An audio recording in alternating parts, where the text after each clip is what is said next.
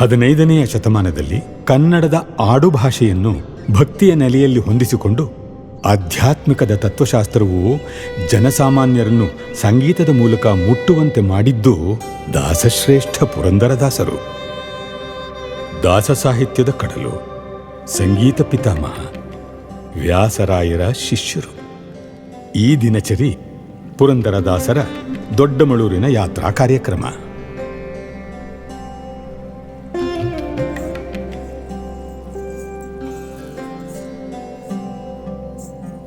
ನಿಲ್ಲನೆ ಪಾಡುವೆ, ನಿಲ್ಲನೆ ಪೊಗಳುವೆ, ನಿಲ್ಲನೆ ಬೇಡಿ ಬೇಡಿ ಬೇಸರಿಸುವೆ. ಲಂಬೋದರ ಲಕುಮಿಕರ, ಭಾಗ್ಯದ ಲಕ್ಷ್ಮೀ ಬಾರಮ್ಮ, ಜಗದೋದ್ಧಾರನ ಆಡಿಸಿದಳು ಯಶೋದೆ. ಅಲ್ಲದೆ ಇನ್ನೂ ಅನೇಕ ಅಮರ ಕೃತಿಗಳ ಸೃಷ್ಟಿಕರ್ತರು. ಜಗದೋದ್ಧಾರನ ಮಗನೆಂದು ತಿಳಿಯುತ್ತ ಮಗುಗಳ ಮಾಣಿಕ್ಯನ ಆಡಿಸಿದಳು ಯಶೋದೆ.